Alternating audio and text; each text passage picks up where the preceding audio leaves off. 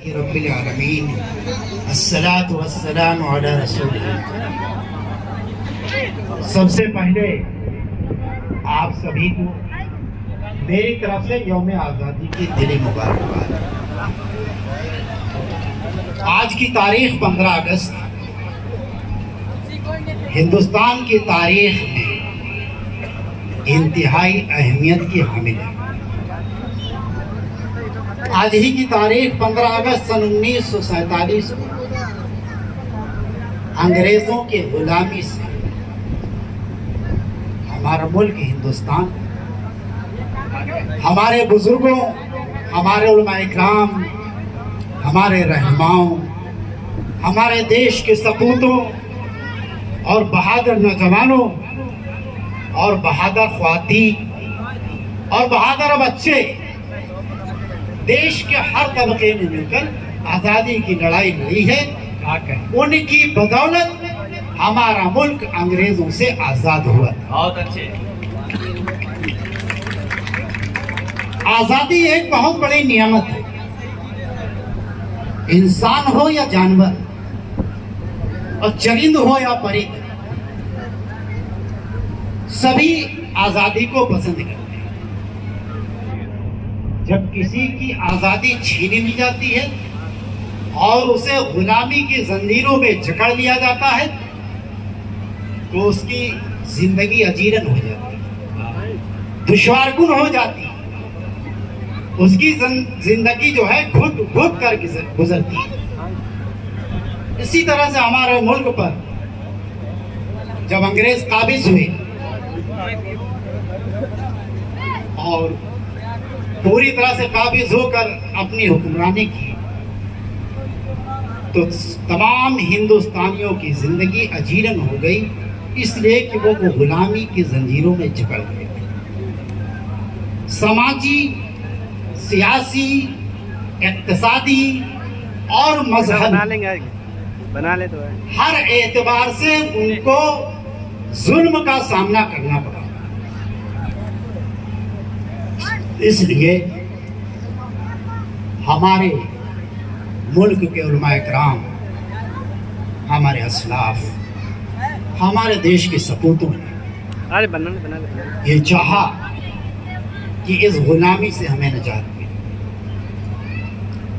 जब अंग्रेज पूरी तरह से हिंदुस्तान पर मुसल्लत हो गए, यहाँ का खजाना लूट कर ले जाने लगे, यहाँ के आदमियों को मशीन बना डाला, दिनों रात मेहनत करते, अगर वो मेहनत ना करते तो कोड़े खाते, जुल्म बर्बरियत का शिकार थे हिंदुस्तानी।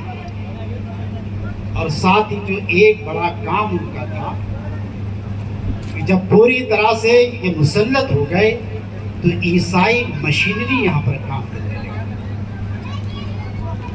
और गरीब और बेबस बेचारे लोगों को दौलत देकर, लालच देकर मजहब को तब्दील कराने लगे।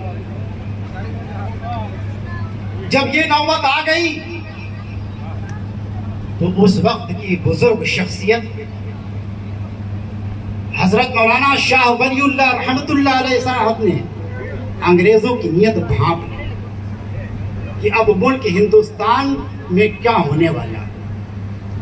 उलमाए किराम के सामने अपनी फिक्र रखी कि अब हमें तहरीक आज़ादी का बेड़ा उठाना चाहिए और मुल्क को आज़ाद करना चाहिए, वरना बहुत मुश्किल हो जाएगा। बात को उलमाए किराम ने सुना, लेकिन अंग्रेज हुकूमत इतनी मजबूत थी कि किसी को हिम्मत नहीं होती थी कि इसकी बगावत करे। कुछ दिनों तक ये बात दबी रही, लेकिन जब जुल्म और बढ़ा और जुल्म बर्बरियत का नंगा नाच अंग्रेज जो है नाचने लगे, तब उलमाए किराम ने कहा अब पानी जो है सर से ऊपर बह रहा है। तो शाह वली अल्लाह रहमतुल्लाह अलैह के साहिबजादे शाह अब्दुल अजीज मुहद्दिस देहलवी रहमतुल्लाह अलैह जामा मस्जिद में उलमाए किराम को जमा करके अपनी फिक्र का खाका सामने रखा और अंग्रेजों के खिलाफ जिहाद का फतवा दिया। लोग जिहाद को बदनाम करते हैं, लेकिन जिहाद का असली मतलब नहीं समझते। जिस दिन मतलब समझ जाएंगे वो खुद जिहाद करने लगेंगे। जिस रोज जिहाद का मतलब समझ जाएंगे वो खुद जिहाद करने लगेंगे।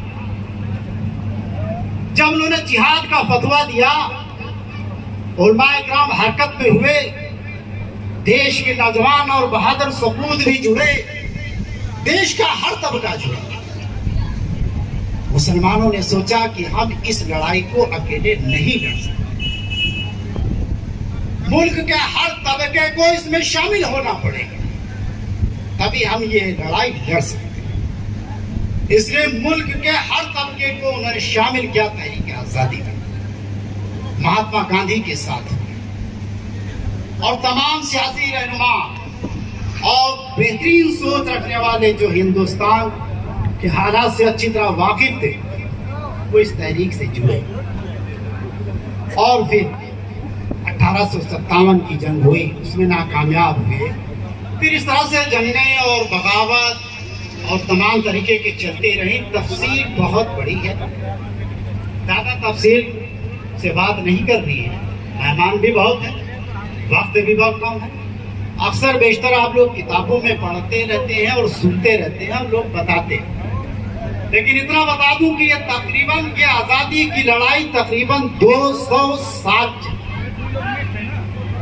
लोग 1857 ही से इसको जोड़ते हैं, लेकिन 1857 से पहले जब शाह वलीउल्लाह रहमतुल्लाह अलैह ने अपनी फिक्र का खाका उलमाए किराम के सामने दिया था, पेश किया था, उस वक्त से जोड़िए जो तहरीक आजादी का नुक्ता आगाज तकरीबन 200 साल ये जंग।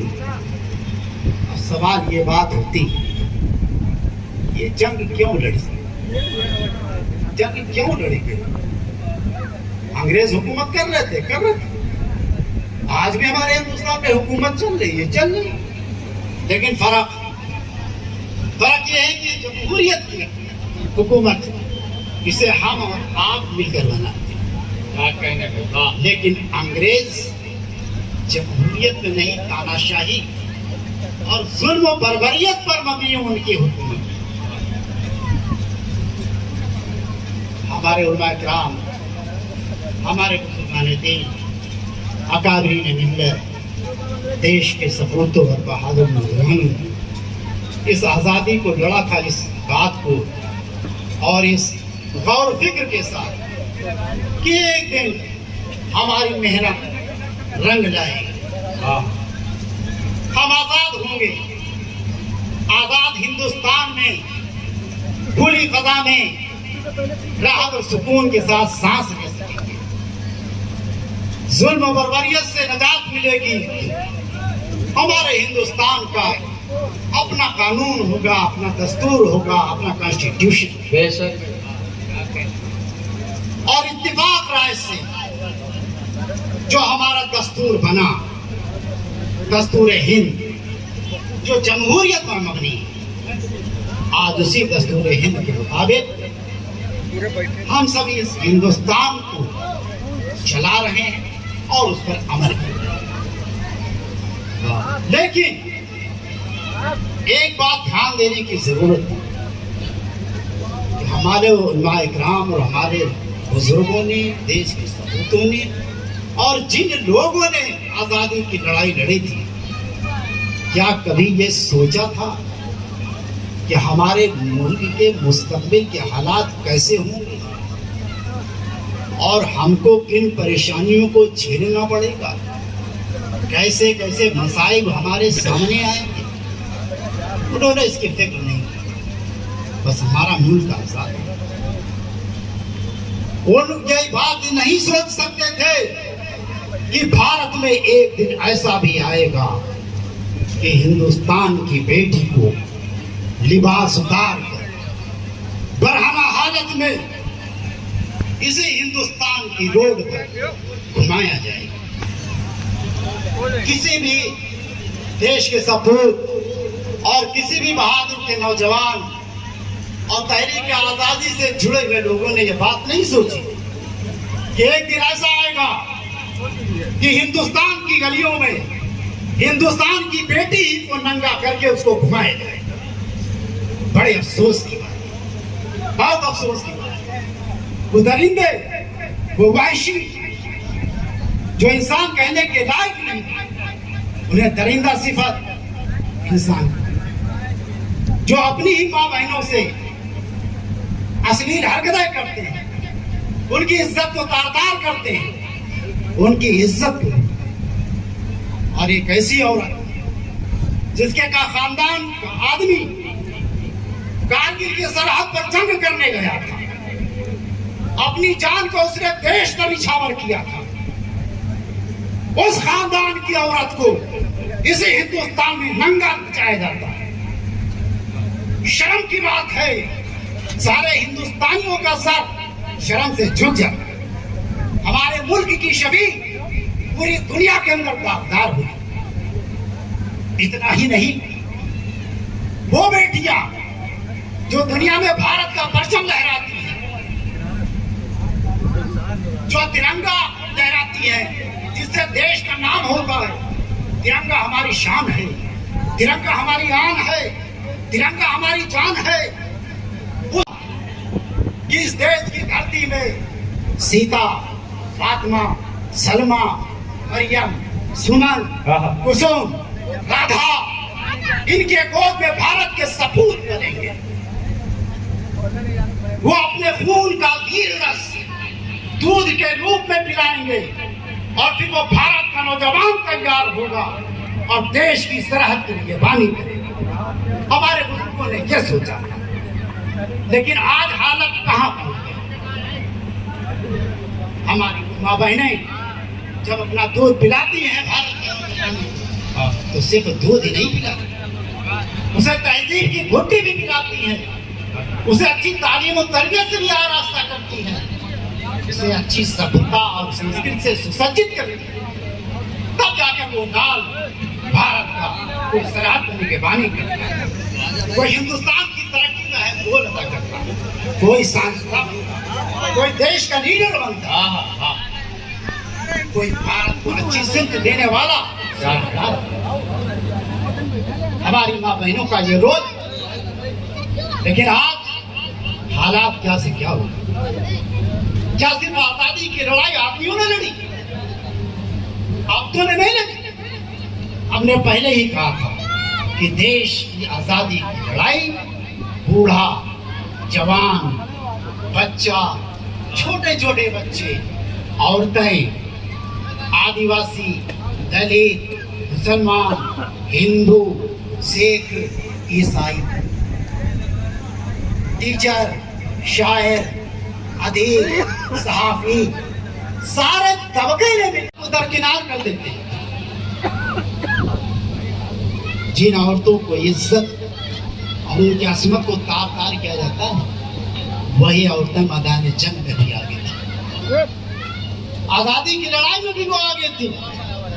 थाना भवन मुजफ्फरनगर की एक इनकलाबी शख्सियत काजी अब्दुल रहीम साहब की मां असगरी बेगम, जिन्होंने वो अंग्रेजों के सामने मैदान जंग में मुकाबला किया, औरत होकर।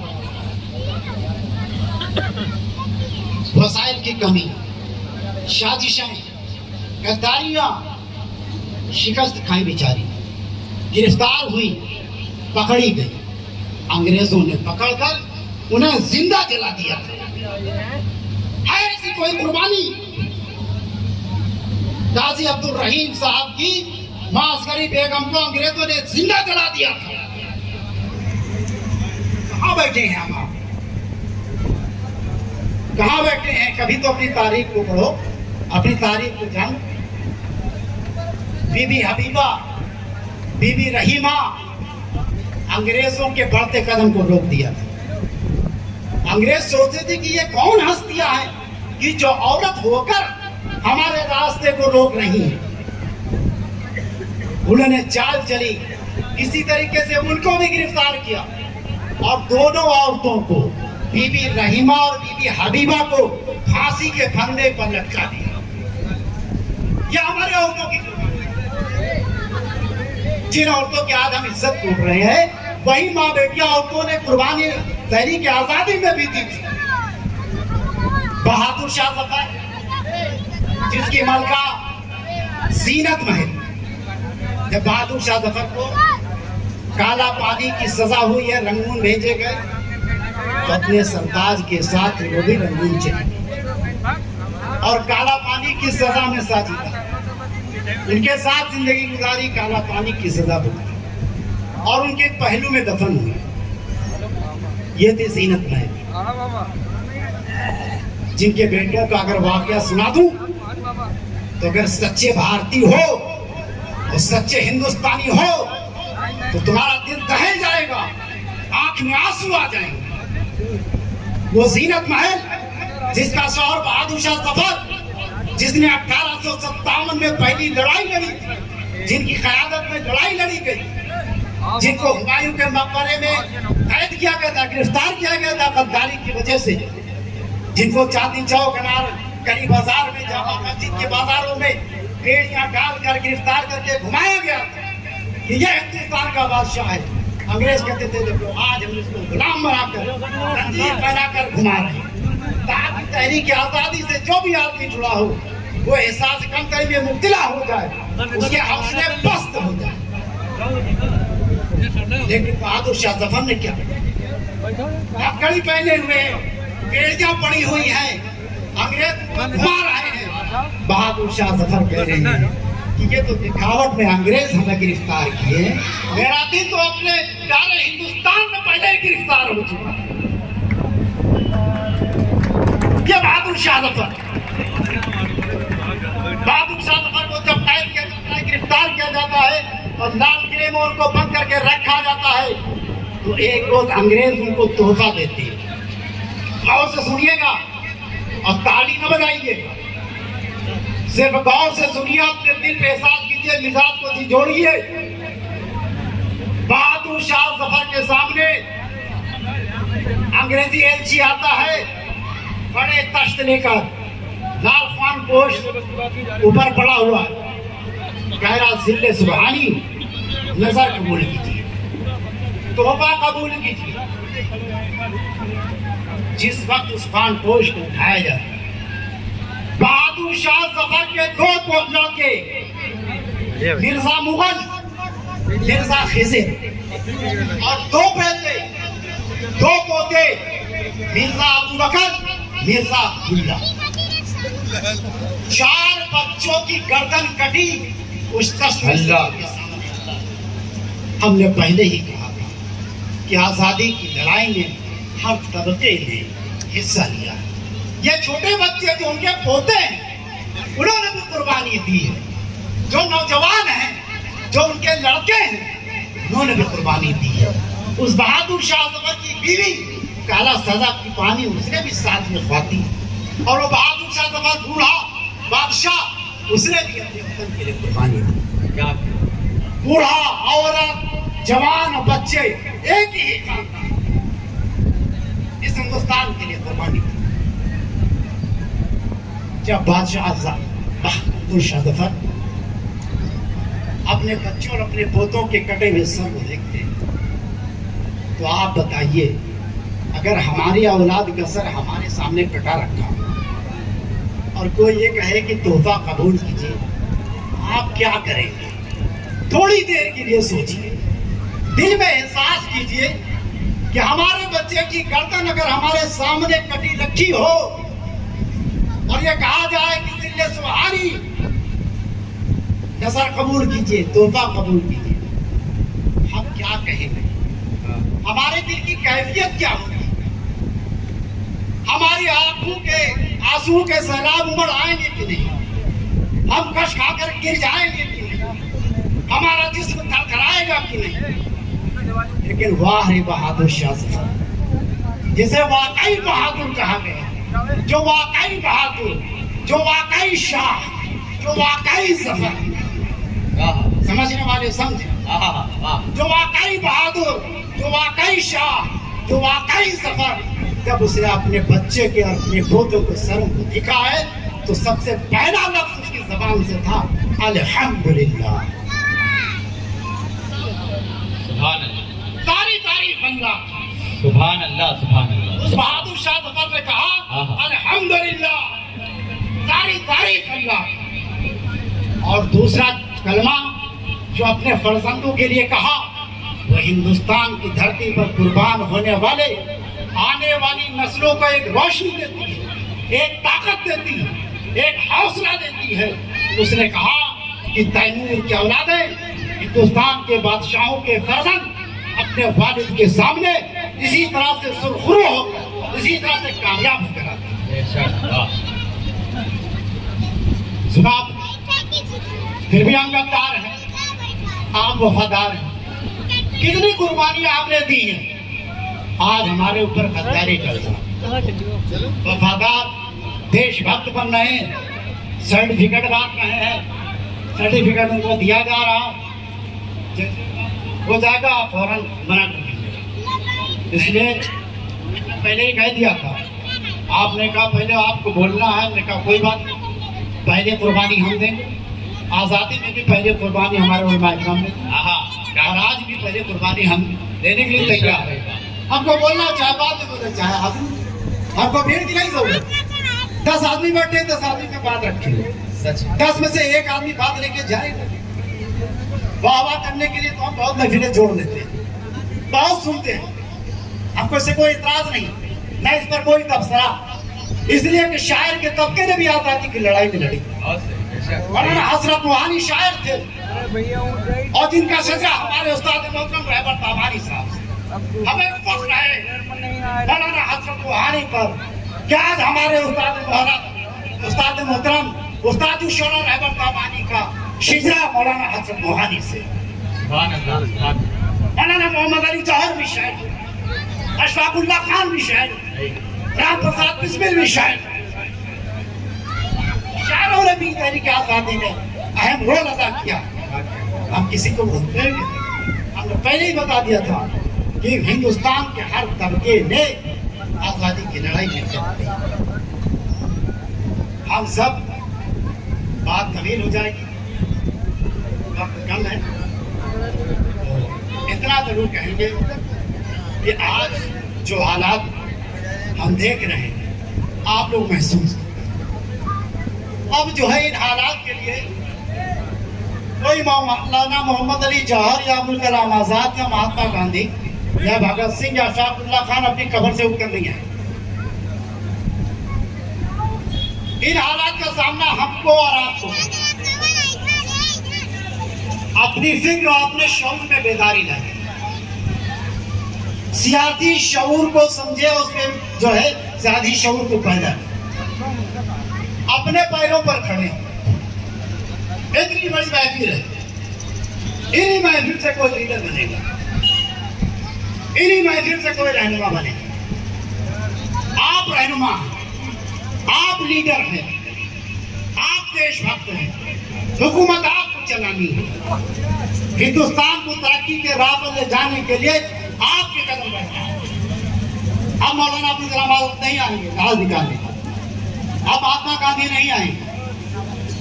आप ये आप बेदारी पैदा कीजिए, हिंदुस्तान के अंदर प्रेम और मोहब्बत की गंगा बहाइए। आज हम जो लड़ रहे हैं आपस में, हिंदू मुसलमान, ये सब सियासत। जब तक हम मक्कारों के चंगुल में फंसे रहेंगे हिंदू मुसलमान होता रहेगा। हम उनकी मक्कारी को समझें, अपने देश को बटने न दें। अगर हमारा पड़ोसी हिंदू है तो उसके साथ नेक सलूक और उसका एहतराम करें। अगर पड़ोसी हिंदू है तो मुसलमान के साथ जो है अच्छा बर्ताव करें। मुल्क इस तरह से चलेगा। हिंदुस्तान के हर शहरियों का यह फरीजा है कि आपस में रवादारी को फरोग दें, भाईचारा कायम करें, ताकि ये तासुब और ये नफरत का जो धुआं उठता है, इसकी चिंगारियां उठती हैं, इसके शोले भड़कते हैं, जिससे हमारा और आपका घर जलता है। जब आग लगती है तो आज ये नहीं पहचानती कि मुसलमान का घर है कि ये हिंदू का घर है। उसमें मुसलमान का भी घर चलेगा, उसमें हिंदू भाई का भी घर चलेगा। हम अपने ही हाथों से अपने ही वतन को जला रहे हैं। सोचो तो कितनी गिरी बात, अपने ही हाथों से अपने वतन के लोगों को जला रहे हैं, उनके घरों को उजाड़ रहे हैं। ज्यादा सोचो समझो, आपस में मोहब्बत पैदा करो, इत्तेहाद पैदा करो, नौजवान अच्छी से तालीम हासिल करें। वो देश के कर्णधार हैं, भारत के मुस्तकबिल हैं। उनको इस देश की जो है भार उठाना है, उनको इस देश की तामीर और तरक्की में रोल अदा करना है। वो पढ़े और लिखे ताकि हमारा भारत तरक्की करे, फले फूले, हमारे आशियाने न जले, हमारा मुल्क अमन और आफियत का गहवारा बने। आज इन सियासत के चक्कर में फंसकर हमारे घर जल रहे हैं, हमारे घरों पर बेकसूर लोगों के घरों पर बुलडोजर चल रहे हैं। थोड़ी देर के लिए सोचिए कि जिस घर को बुलडोजर से गिराया जा रहा है, क्या वो भारत का अंश नहीं है?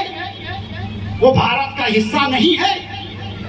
आज हिंदुस्तान का हर शहरी घर ही में तो बसता है।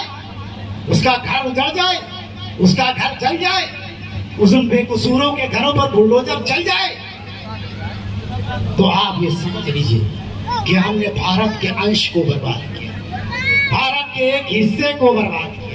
अगर बेकसूर आदमियों के घर पे बुलडोजर चले, भारत को मिटाने वाले कौन? भारत के अंश को मिटाने वाले कौन? ये मेरा सवाल है, जवाब आपको ढूंढ लेंगे। वक्त का तकाजा है कि कौमी यकजहती को फरोग दें, आपस में मोहब्बत, हमारी कुर्बानियां रंग लाएं जैसे पहले रंग लाई। हमने हर मोड़ पर कुर्बानियां दी, आज भी कुर्बानी देने के लिए हम तैयार हैं। तहरीक आजादी में हमारा कम रोल नहीं, हर मौके पर हम रहे। न जाने कितने उलमाए इकराम को जलती हुई कढ़ाई के तेल में जलकर राख कर दिया, न जाने कितने उलमाए इकराम को फांसी के फंदों पर चढ़ा दिया, न जाने कितने उलमाए इकराम को गोलियों से छेड़ दिया।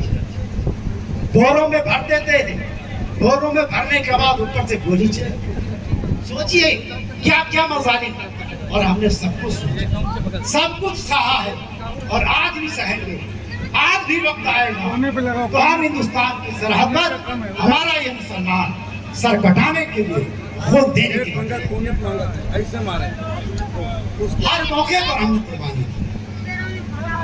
आखिर में अपनी बात को खत्म करने से पहले ये शेर पढ़कर अपनी बात खत्म। सामना जुल्म का, उधर हवा मारे, सामना जुल्म का बेखौफ व खतर, कोई खौफ नहीं, कोई खौफ नहीं।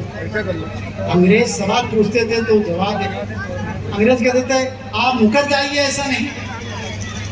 शेखुल हिंद मोहम्मद हसन से जब कहा गया, उनके पेट पर गरम गरम सलाखें लगाई जाती थी और अंग्रेज कहते थे मौलाना इतनी ही सी तो बात है कि तुम अपना फतवा वापस लो, क्यों इतने सख्त खा रहे हो? अपनी पीठ पर जो है गरम गरम सलाखें लगाते मौलाना। नबी करीम सल्लल्लाहु अलैहि वसल्लम का गुलाम और उनके गुलामों के गुलाम हजरत बिलाल का वारिस हूँ। हजरत बिलाल ने आहद करते हुए तपती हुई रेत पर अपनी जबान से नहीं उतरे। शेखुल हिंद महमूदुल हसन अंग्रेजों के खिलाफ जो फतवा दे चुका है, ये जिस्म पिघल सकता है, जल सकता है, इस जिस्म के चीथड़े हो सकते हैं, जबान नहीं बदल सकती। सामना जुल्म का बेखौफ कदर हमने किया। वक्त आया तो फिदा हिंद बसर हमने, वक्त आया तो फिदा हिंद बसर हमने क्या। आज जो फूल नजर आते हैं आजादी के, आज जो फूल नजर आते हैं आजादी के, इन फूलों के लिए कांटों पर